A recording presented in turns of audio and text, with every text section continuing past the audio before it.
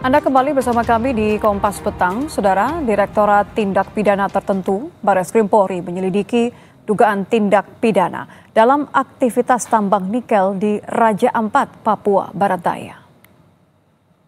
Penyelidikan ini diungkapkan langsung oleh Direktur Tindak Pidana Tertentu Barreskrim Polri, Brigjen Nunung Syaifuddin. Penyelidikan dilakukan berdasarkan temuan penyidik di lapangan, bukan pelaporan, termasuk terkait 4 izin usaha pertambangan yang telah dicabut pemerintah. Namun Barreskrim belum menjelaskan temuan apa saja yang didapatkan.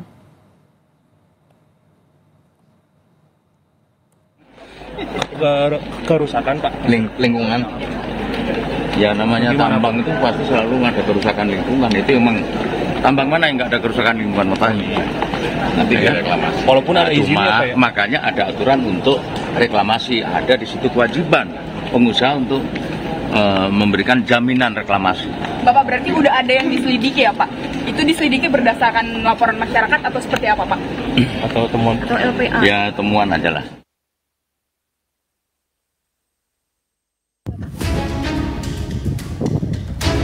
Satu hari setelah meninjau langsung lokasi tambang nikel di Pulau Gak, Raja Ampat, Menteri Energi Sumber Daya Mineral Bahlil Lahadalia menggelar konferensi pers. Bahlil menunjukkan berbagai dokumentasi foto dan video hasil kunjungan dan membandingkan dengan beberapa foto Raja Ampat tercemar yang beredar di media sosial serta memberi cap hoax pada foto tersebut. Bahlil juga mengklaim berdasarkan temuannya tak ada kerusakan lingkungan akibat aktivitas tambang nikel di Pulau Gak. Adalah Pulau Gak.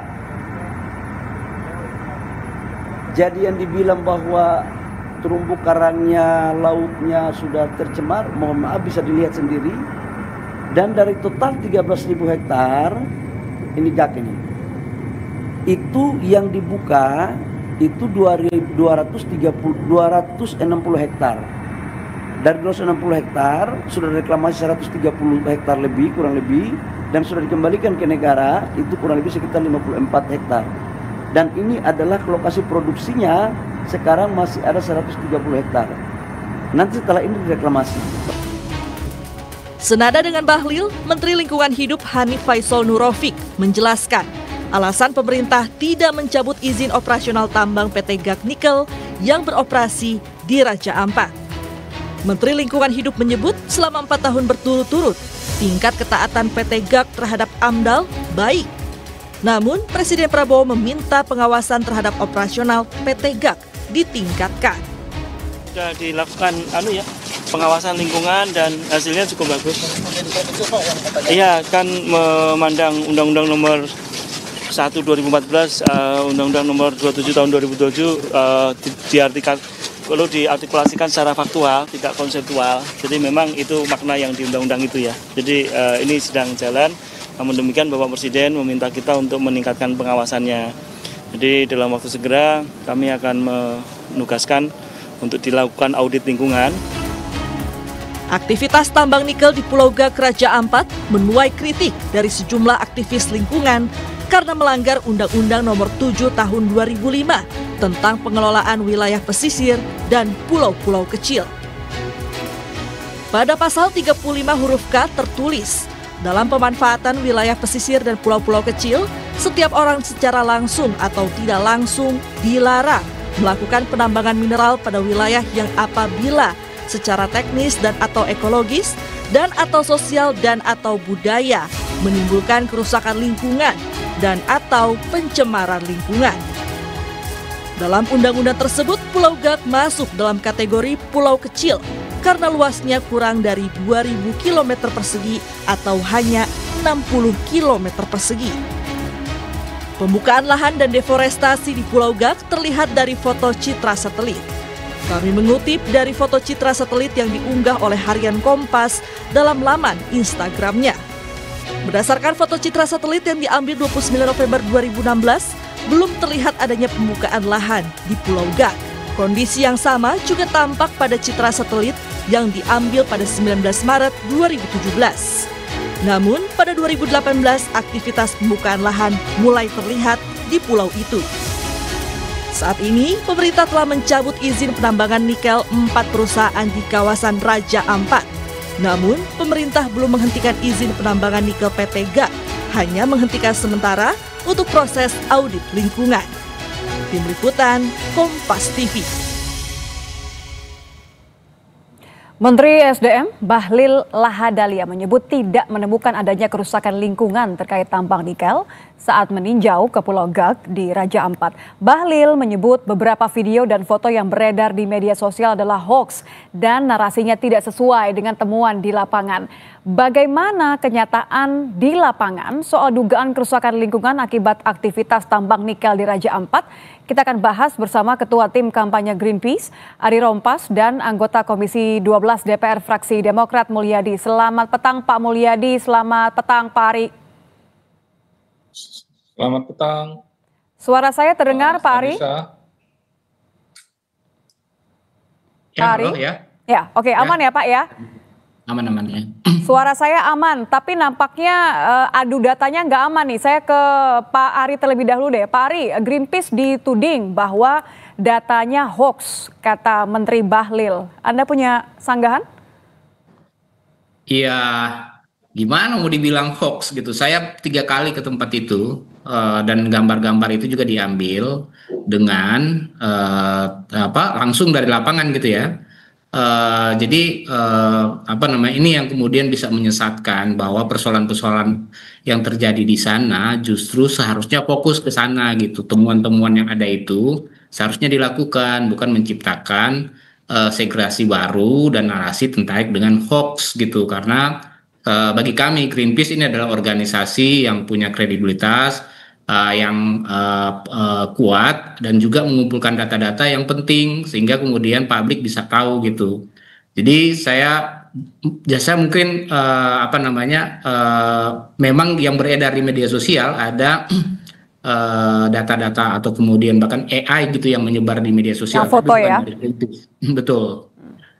Kami besok juga akan kami sajikan sebuah laporan gitu ya, termasuk data-data di lapangan yang kami temukan. Sehingga mungkin juga publik bisa paham dan narasi-narasi hoax itu bisa terbantahkan gitu. Oke, saya ke Pak Mulyadi deh. Pak, kalau adu atau beda data gini kan sebenarnya betul kata Pak Ari, yang bingung adalah warga, jangan sampai fokusnya justru malah hilang, jangan sampai sudah terjadi kerusakan gitu.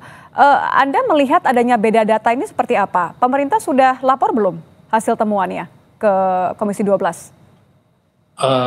Kalau lapor belum. Jadi kita kan ini kejadiannya masih sangat baru ya, Menteri SDM baru berkunjung. Secara menyeluruh juga kita belum tahu persis karena kita sekarang lagi reses ya. DPR sekarang lagi reses, mungkin nanti pada masa persidangan nanti itu akan ada rapat dengan SDM, rapat dengan Kementerian Lingkungan Hidup. Di sana tentu kita akan mendengar langsung temuan-temuan yang disampaikan oleh Kementerian SDM dan Kementerian Lingkungan Hidup, dan kita lakukan nanti pembahasan secara mendalam. Tapi lepas dari itu semua, menurut hemat saya adalah salah satu yang sangat pro terhadap audit lingkungan. Saya paling getol mengatakan di Komisi 12, khusus terhadap aktivitas pertambangan yang rawan terhadap kerusakan lingkungan, itu sebaiknya dilakukan audit lingkungan. Karena kalau audit lingkungan ini kita nggak bisa lagi berdebat data, itu datanya pasti sudah sangat akurat ya. Ibarat orang dokter ya, bukan dokter umum lagi, ini udah spesialis, diperiksa semua menyeluruh, dicek secara menyeluruh. Ya, sehingga ini data audit yang mana nih Pak yang menurut Anda memang sudah pasti akurat? Ya kalau kita lakukan audit lingkungan, jadi memang perlu waktu. Dan itu harus dibebankan kepada pemilik IUP, perusahaan pemilik IUP. Karena kita ingin tahu, tapi mereka tidak boleh mengintervensi hasil dari audit lingkungan. Maka dari itu dananya kalau bisa ya dari pemerintah, mereka punya kewajiban. Sebetulnya kan ada yang namanya jambret dan lain sebagainya. Tapi banyak juga saya di temuan-temuan kita yang punya IUP atau yang melakukan aktivitas pertambangan, mereka belum men-store dana jambret tersebut. Nah, di sini kita juga sudah meminta kepada Kementerian SDM di beberapa kali rapat, baik itu di RDP maupun di Panja, agar kementerian harus tegas mengambil tindakan kepada perusahaan-perusahaan yang belum menyetor dana jambret itu agar diambil tindakan. Jika perlu dicabut izinnya. Karena itu adalah anggaran yang diperlukan untuk melakukan perbaikan lingkungan terhadap aktivitas pertambangan yang ada di daerah tersebut. Jadi sebetulnya menurut hemat saya yakin sekali sanksi yang diatur di dalam undang-undang Minerba maupun di undang-undang lingkungan hidup itu pasti sudah sangat jelas ya. Terkait sebelum kita melangkah ke sanksi, Pak, karena kita akan menuju ke sana. Tapi maksud saya adalah sejauh Anda, masih reses, tapi kan Anda juga pasti sudah melihat, sudah mungkin mengecek data dari Greenpeace dan temuan-temuan lainnya. Perbedaan data ini, menurut Anda, mana yang sebenarnya harus disikapi dengan baik? Karena jangan sampai kita cuma ribut-ribut beda data, beda ini, tapi ya akhirnya lingkungan juga rusak, Pak. Ya kan sekarang datanya kan saya lihat kan masih kualitatif ya. Artinya masih sifatnya itu belum secara mendalam ya. Maka dari itu saya mendorong Kementerian Lingkungan Hidup melakukan pendalaman karena ini kan memang menjadi domainnya Kementerian Lingkungan Hidup. Jika perlu Kementerian Lingkungan Hidup melakukan audit lingkungan, itu yang saya maksud. Jadi tidak lagi kalau sudah dilakukan audit terhadap lingkungan di lokasi aktivitas pertambangan itu nggak ada lagi perdebatan, pasti itu akan diteliti secara mendalam. Dan setelah itu begitu ada pelanggaran yang serius, ya sekarang kan udah ditutup ya, sudah diberhentikan. Tapi jadi Anda melihat bahwa memang betul ada pelanggaran ya Pak, ada kerusakan lingkungan di sana ya?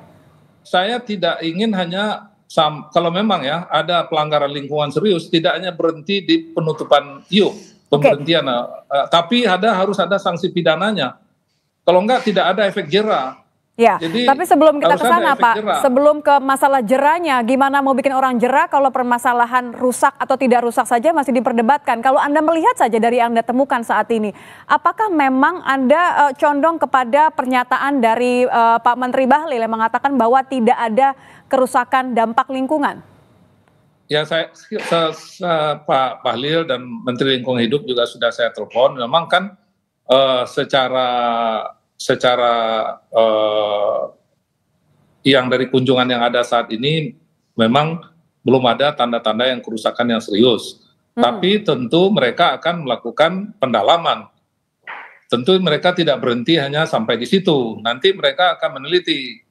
Jadi barat orang diperiksa cuma periksa tekanan darah yang normal, diperiksa ini normal, tapi begitu nanti dicek, dilakukan MRI, diperiksa ininya, baru ketahuan, sama kayak gitulah. Jadi artinya jadi ini masalah waktu kedalaman investigasi gitu ya. Pemeriksaannya kan tentu harus dipastikan, kita nggak boleh buru-buru mengambil sikap seakan-akan sudah ada pelanggaran atau mengatakan tidak ada pelanggaran. Saya pada posisi itu. Saya tidak mau mengatakan ada pelanggaran serius dan tidak mau juga mengatakan tidak ada pelanggaran serius sebelum saya punya data yang akurat. Itu kan cara kita. Karena Anda belum dapat datanya, jadi tidak mau mengatakan bahwa ada atau tidaknya. Saya kembali ke Pak Ari deh. Pak Ari, kalau Greenpeace kan jelas mengatakan bahwa ada dampak kerusakan lingkungan. Anda melihat data lapangan berbeda yang diberikan oleh Pak Bahlil ini bagaimana ya? Anda melihatnya seperti apa? Ya, begini ya, kalau dalam konteks kerusakan lingkungan kan ada berbagai berbagai elemen gitu ya. Yang pertama bagi kami, ini pulau kecil, status Pulau Gak ini adalah hutan lindung loh, masih statusnya. Statusnya sampai sekarang meskipun diberikan pengecualian, fungsi dan statusnya itu hutan lindung. Nah artinya apa fungsi lindung itu menjadi penting. Dia akan berbeda dengan fungsi-fungsi lainnya. Nah kalau dia fungsi lindung, seharusnya itu tidak ada, misalnya minimal adalah tidak terjadi deforestasi di sana. Ini pulau kecil kami temukan, Pulau Gak ini adalah pulau yang paling paling besar deforestasi yang sekitar 300 hektar. Nah, 300 hektar ini adalah bagi pulau ini adalah pulau yang paling besar ya dampaknya gitu ya.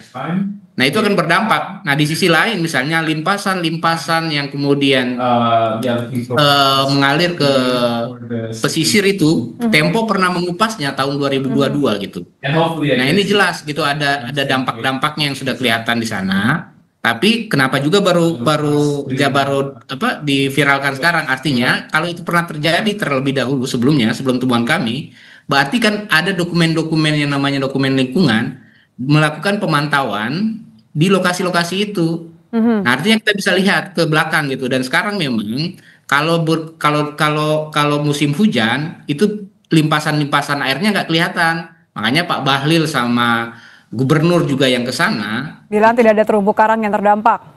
Betul, makanya dia masih tidak musim hujan ya. Tapi kalau melihat kekeruhannya itu akan kelihatan pada saat musim hujan karena kemudian limpasan-limpasan itu pasti akan mengalir ke pesisir-pesisir gitu. Okay. Nah, belum lagi dampaknya kepada biota gitu ya, karena di lokasi ini yang kami lihat bahwa pulau ini kan kalau kita belajar itu ada yang namanya garis Wallacea dan garis Weber. Nah, lokasi ini sebenarnya kaya akan biodiversitas dan keunikan biota dan termasuk tumbuhan di sana gitu. Nah itu kalau kemudian dirusak, termasuk yang di Pulau Gak ini, itu akan berdampak juga terhadap wilayah itu. Jadi dengan data temuan kerusakan yang Greenpeace punya, dan Anda mengatakan tadi bahwa boleh saja cek ke data yang lain, tidak akan jauh berbeda menurut Anda. Bahwa izin perusahaan yang dicabut ini tidak cukup, Anda menuntut hal yang lain ya? Sampai mana? Singkat saja, Pak Ari. Jadi gini, kalau hukum lingkungan itu ada kan, kalau kemudian ditemukan pelanggaran lingkungan, izinnya dicabut. Ada juga instrumen hukumnya adalah itu Pak Ari. Bahkan sampai pemulihan gitu ya. Jangan sampai kemudian kebanyakan hukum lingkungan itu perdata saja, dibayar saja. Tapi kemudian pemulihan lingkungannya itu tidak terjadi. Putusan MK terkait dengan pulau-pulau kecil itu membicarakan soal nggak boleh lagi ada pertambangan di pulau kecil, dan itu perspektifnya bahkan untuk generasi mendatang gitu. Jadi nggak bisa kemudian kerusakan hari ini kemudian kita tinggalkan, itu tanggung jawab kita terhadap generasi mendatang. Sehingga saya sepakat dengan ini untuk nampaknya ada gangguan. Jadi itu harus kemudian dipastikan bahwa pelanggaran-pelanggaran itu ditindak gitu. Oke, sebelumnya Pak Mulyadi sudah katakan bahwa harus ada sanksi tegas, namun tentu butuh laporan data kepada DPR. Terima kasih Pak Mulyadi, terima kasih Pak Ari sudah bergabung bersama kami di Kompas Petang. Selamat petang. Kami